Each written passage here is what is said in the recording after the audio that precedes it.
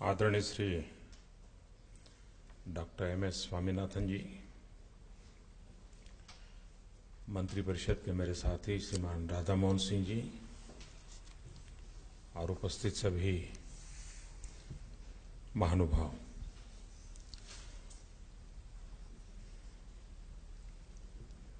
जब मैं गुजरात में मुख्यमंत्री के नाते कार्यभार संभाल रहा था,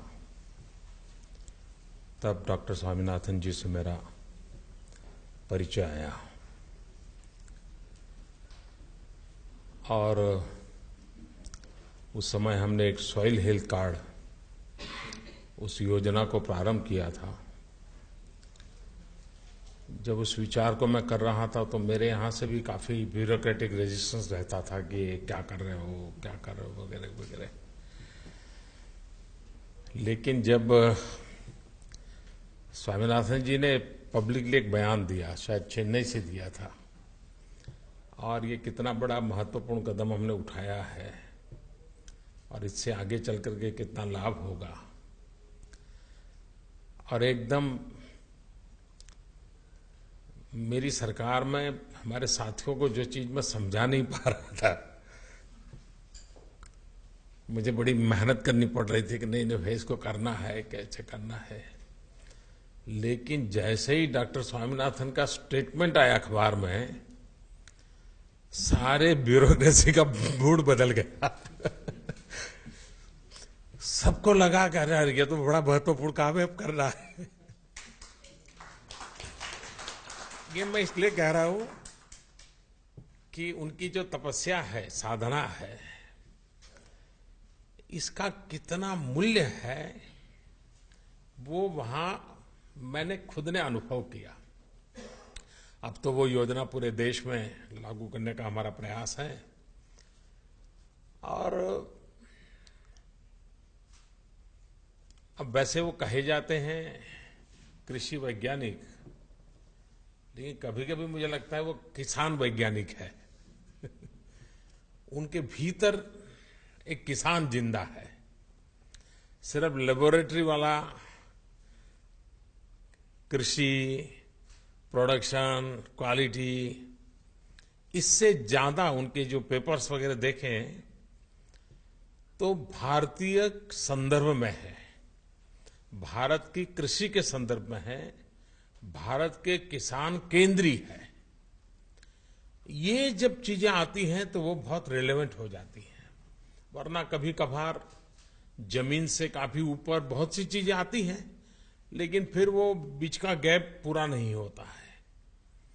डॉक्टर स्वामीनाथन जी की एक विशेषता रही है कि उन्होंने जो चीजें जब भी प्रस्तुत की वो जमीन से जुड़ी हुई थी, और उसका परिणाम ये हुआ कि वो बहुत ही रिलेवेंट लगी और ज्यादातर उसका उपयोग भी हुआ।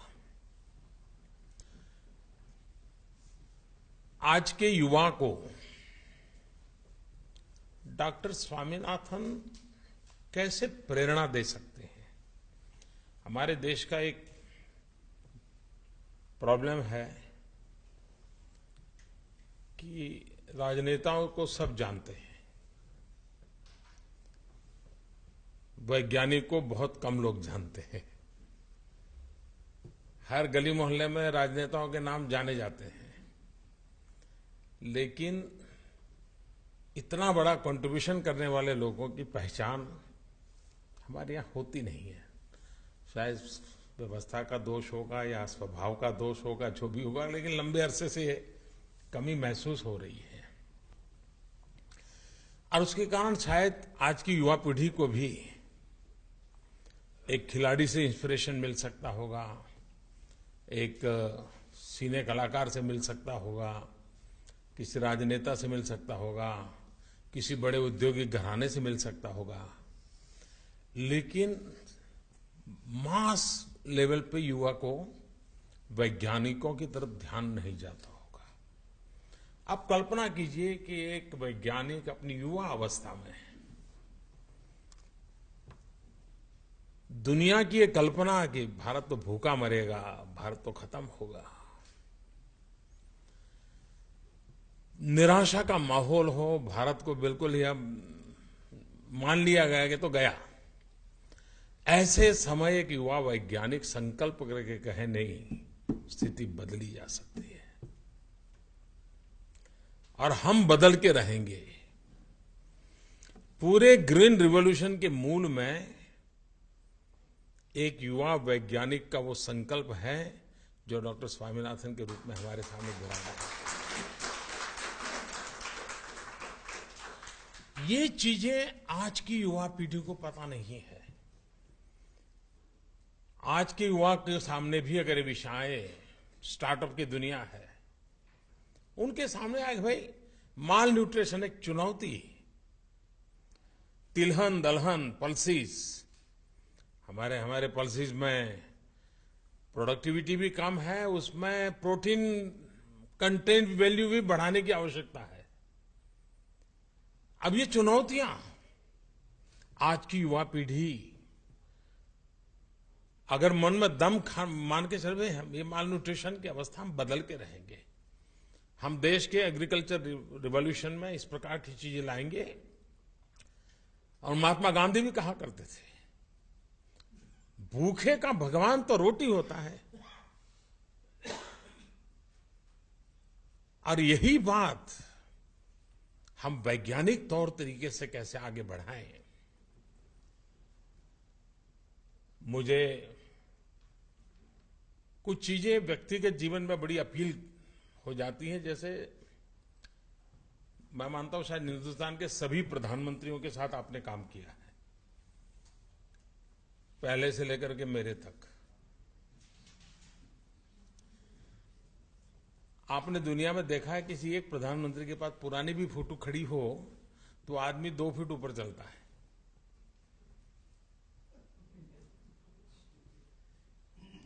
ये इतनी सादगी, इतनी सरलता, कभी ये चीजें स्वामीनाथन जी में रिफ्लेक्ट नहीं देखी मैंने।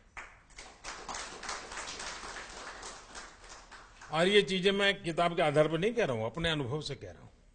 मैं गुजरात था तो ऐसे ही सिंपल वे में आते थे, मिलते थे, और जब मिलते थे तो पता भी नहीं चलता था कि ये इतने बड़े आदमी हैं, पता ही नहीं चलता था जी। ये अपने आप में सार्वजनिक रूप में सफलता को पचाना कैसे, ये बहुत सीखने जैसी चीज है। एक व्यक्ति के रूप में चेहरे पर प्रसन्नता, शायद ही किसी ने उनको चेहरे पर अप्रसन्न देखा हो, वरना ज्यादातर वैज्ञानिक, मुझे माफ करना यहां बैठे हो, वो 21वीं सदी में भी ऐसे जीते हैं जैसे 18वीं शताब्दी में हो। सारी दुनिया का बोझ उनके ऊपर होता है, खोए से रहते हैं, परिवार के लोग भी परेशान रहते हैं कि बोलते क्यों नहीं है। इनके जीवन में बड़ा उल्टा है। सदा प्रसन्न चित्त, ये अपने आप में बड़ी, और ये तब होता है कि जब जीवन की कुछ चीजों को इंटरनलाइज किया हो। दिमागी ज्ञान से संभव नहीं है, रगों में वो बातें जब दौड़ती हैं तब ये संभव होता है। और मैं मानता हूं कोई न कोई ईश्वरीय कृपा रही होगी, कोई न कोई उनकी माता पिता के संस्कारों के कारण रहा हो, ये उन्होंने अपने जीवन में पचाया है। हमारे देश में कृषि क्षेत्र को लेकर के आज भी चुनौतियां वैसी की वैसी हैं।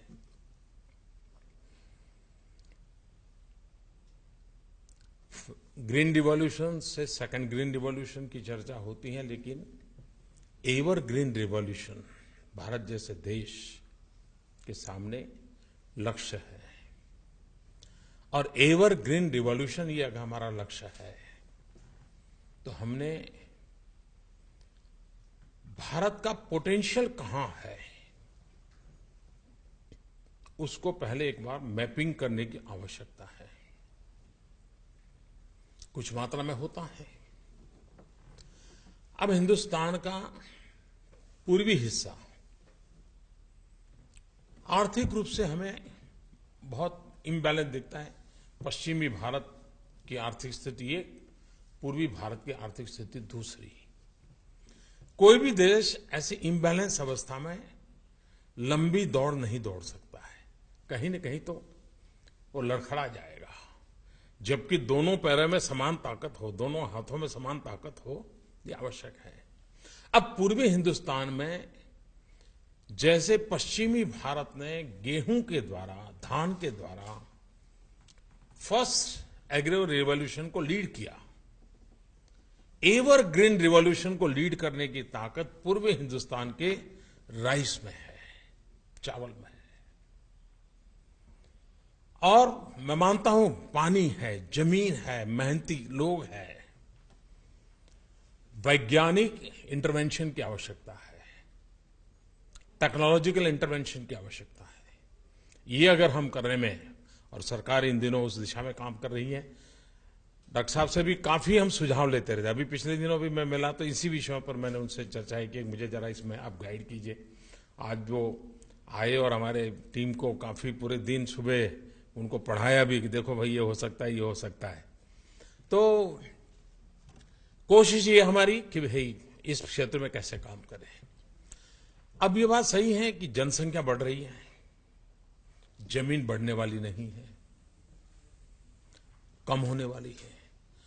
तब सॉइल मैनेजमेंट ये बहुत अहम आवश्यकता बन जाती है। होलिस्टिक अप्रोच कैसे हो, इसके लिए हमारी प्रोडक्टिविटी कैसे बढ़े। हमारे पास मार्जिनल फार्मर्स 85% है देश में। ऐसी स्थिति में हमारे किसान कम जमीन में भी ज्यादा उत्पादन, और उत्पादित चीजें भी सिर्फ खुद के पेट भरने के लिए नहीं, उसकी अपनी इसकी मार्केट वैल्यू ऐसी हो, कि क्वालिटी ऐसी हो, ताकि वो अपनी रोजी रोटी कमा सके। हम इस दिशा में कितना बल दे सकते हैं। उसी प्रकार से पानी का संकट, सारी दुनिया में इसकी चर्चा है। हम रिसाइकलिंग करें, हम वाटर कंजर्वेशन करें, सारा करने के बावजूद भी पानी एक चुनौती है, इस मान के चलना चाहिए। और पानी एक ऐसा विषय नहीं है कि जब आएगा तब देखा जाएगा, जी नहीं। अगर 20 साल 50 साल पहले सोच करके एक एक चीज को अभी से करना शुरू करेंगे, तब जाकर के अब इस विषय पर समाज में वो सेंसिटिविटी तुरंत नहीं आती है। जैसे एयर पॉल्यूशन, इवन कितने ही पढ़े लिखे व्यक्ति होंगे, इसका कितना संकट होगा, समझते समझते देर चली जाती है। पानी के संकट को भी सामान्य मानवी को संकट के रूप में अनुभूति कराना बड़ा कठिन है। और इसलिए वाटर कंजर्वेशन के साथ साथ हम पानी का उपयोग किस प्रकार से वैज्ञानिक तरीके से करें, पर ड्रॉप मोर क्रॉप, इस फिलॉसफी को लेकर के काम करने का प्रयास वर्तमान में चल रहा है। नदियों को जोड़ने का एक अभियान, अगर कॉस्ट इफेक्टिव फार्मिंग की ओर जाना है तो हमें पानी पहुंचाना पड़ेगा। उसी प्रकार से सॉइल मैनेजमेंट का ही मैं एक हिस्सा मानता हूं कि हम अनाप शनाप जो केमिकल का उपयोग कर रहे हैं, फर्टिलाइजर का उपयोग कर रहे हैं, जो हमारी जमीन को तबाह कर रहे हैं। नदी तट पर जो खेत हैं, वहां पर लोगों को लगता है कि पॉल्यूशन इंडस्ट्री से होता है। कभी कभी चिंता का विषय है कि उसके 2-4 किलोमीटर के रेंज में जो खेत है जहां केमिकल उपयोग होता है, और वो पानी बारिश के बाद जब जमीन को धोकर के नदी में जाता है तो कैसे भयंकर केमिकल लेके जाता है। और इसलिए हमारी नदियों को बचाना, नदियों के पानी को मैक्सिमम उपयोग करना, तो एक प्रधानमंत्री कृषि सिंचाई योजना एक बहुत बड़ा मिशन मोड में काम शुरू किया है। उसी प्रकार से एक आवश्यक है हमारे यहाँ कभी कभार कुछ न कुछ कारण से जो बोलचाल में जो विषय होते हैं उसको हम निग्लेक्ट करते हैं।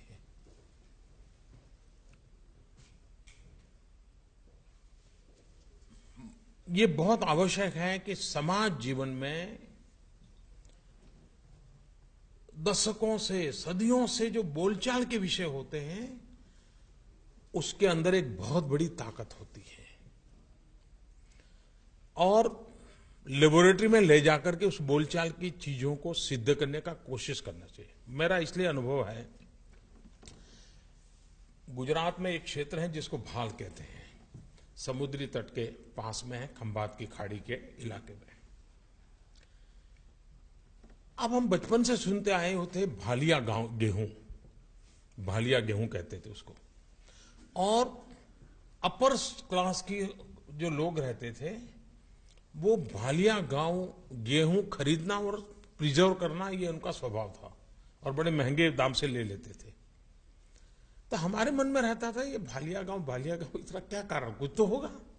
मैं मुख्यमंत्री बना तो मैंने थोड़ा उसमें रुचि लेना शुरू किया और ये पाया गया कि नॉर्मली गेहूं कार्बन रिच होता है, सरप्राइजिंगली ये गेहूं प्रोटीन रिच है और बहुत ही कम इलाके में है। तो मैं कभी स्विट्जरलैंड गया था तो मैं वहां ये नेस्ले वगैरह के लोगों को मिला था। मैंने कहा भाई न्यूट्रिशन की समस्या का समाधान करने के लिए इसको कैसे उपयोग हो सकता है। फिर मेरे यहाँ मैंने एक यूनिवर्सिटी को इसका काम दिया कि उसके जीन के विषय में रिसर्च करें, काफी काम हुआ है।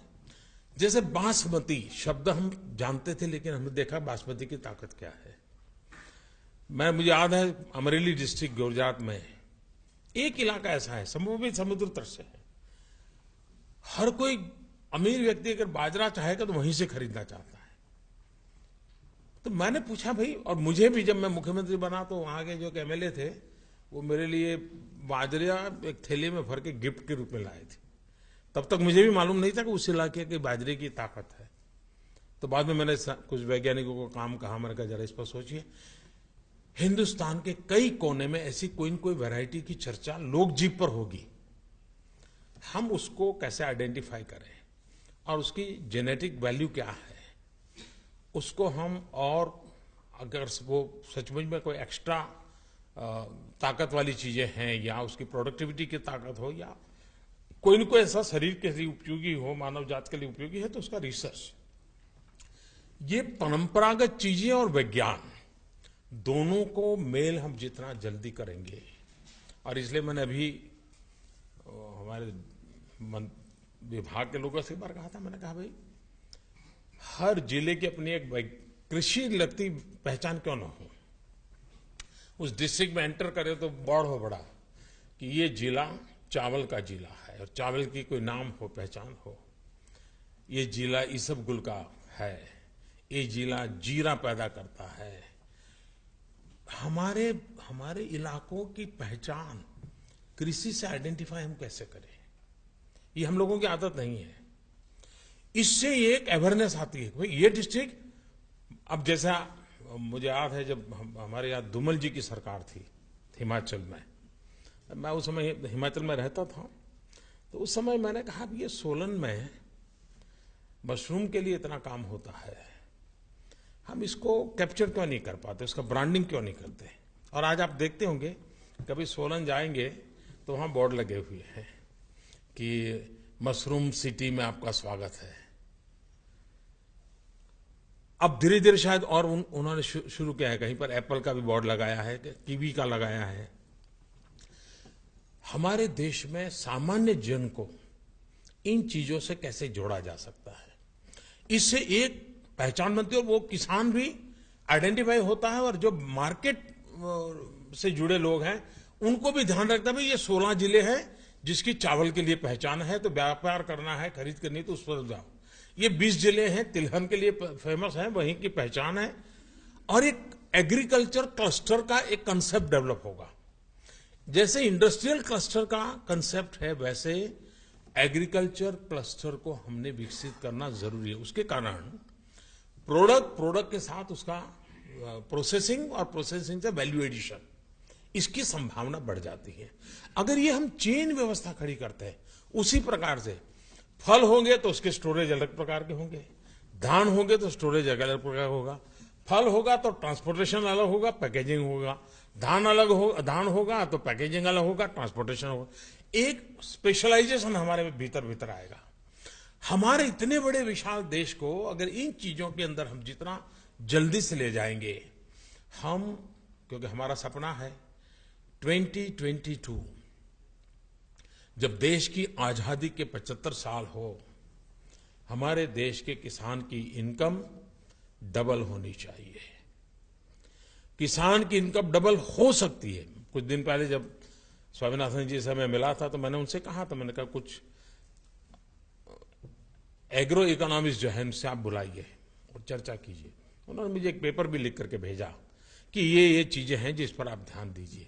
तो मैं काम कर रहा हूं उस पर। मेरा कहने का तात्पर्य यह है कि हम एक टारगेट के साथ काम करें। एक तो कॉस्ट कैसे कम हो, उत्पादन कैसे बढ़े और उत्पादन का वैल्यू एडिशन कैसे हो, इन तीन चीजों की ओर। अब जैसे नीम कोटिंग यूरिया, अब कोई आसमान से टपका हुआ कोई विज्ञान नहीं था, लेकिन हम इन चीजों को लागू करना महत्व नहीं देते थे। आज नीम कोटिंग यूरिया का परिणाम ये आया है कि यूरिया की चोरी तो खत्म हुई, बेईमानी तो खत्म हुई, लेकिन साथ साथ यूरिया की खपत भी कम हो रही है। और तुरंत नजर में आया है गेहूं और चावल के उत्पादन बढ़ा है। कम यूरिया का उपयोग करते हुए भी उत्पादन बढ़ा है। तो ये अपने आप में ऐसी चीजें हम जितनी सरलता से प्रचारित करेंगे उतना उसका लाभ होगा। भारत सरकार का इस दिशा में प्रयास है। स्वामीनाथन जी की सक्रियता, उनका ये प्रयास और भारत को एवर ग्रीन रिवॉल्यूशन की ओर, एक सस्टेनेबल एग्रीकल्चर सिस्टम की ओर ले जाने की दिशा में हम लोग इन वैज्ञानिक प्रयोगों को, क्योंकि सबसे बड़ी एक जो हमारी समस्या है लैब टू लैंड, उसमें बहुत बड़ी खाई है। लैब टू लैंड ये हमारा टारगेट होना चाहिए। वैज्ञानिक जो जिंदगी खपा देता है एक चीज देश को देने के लिए, वो खेत तक नहीं पहुंचती है। खेत तक कैसे पहुंचे किसान, और खेत तक तब तक नहीं पहुंचती जब तक कि वो किसान के दिमाग में पहले नहीं पहुंचती। ये एक ऐसा उद्योगपति के दिमाग में कुछ हो या ना, उसको जेब में पैसा आना चाहिए, वो करेगा। किसान का ऐसा नहीं है। किसान जल्दी रिस्क नहीं लेता है। इन दिनों प्रधानमंत्री कृषि सिंचाई फसल बीमा योजना जो लाए हैं, उसने एक बहुत बड़ा कंट्रीब्यूशन किया है। इसके पूर्व कृषि में, फसल बीमा योजना में जितने लोग आते थे, इस नई प्रधानमंत्री फसल बीमा योजना के कारण 7 गुना लोग उसके कवर में आए हैं। अभी तो शुरुआत है, प्रचार भी उतना नहीं हुआ है, किसान में भी इफ्स एंड बट्स रहते हैं, लेकिन एकदम से 7 गुना एक ही साल में जंप लगाना, ये हमारे फार्मर्स को सिक्योरिटी का एहसास दिलाता है। और एक बार सिक्योरिटी का एहसास हो गया तो उसकी रिस्क टेकिंग कैपेसिटी बढ़ जाती है। और जब रिस्क टेकिंग कैपेसिटी बढ़ जाती है तो वो वैज्ञानिकों के द्वारा कहे हुए प्रयोग करने के लिए तैयार होता है। एक चेन शुरू हो जाती है। तो प्रधानमंत्री फसल बीमा योजना, उसमें एक बहुत बड़ी ताकत है लैब टू लैंड प्रोसेस को आगे बढ़ाने की। उस दिशा में काम चल रहा है। मैं फिर एक बार डॉक्टर स्वामीनाथन जी को हृदय से बहुत बहुत बधाई देता हूं। देश की बहुत सेवा की है, देश के किसानों की बहुत सेवा की है, देश के गरीब के पेट को भरने के लिए एक तपस्वी की तरह काम किया है। बहुत बहुत बधाई, धन्यवाद।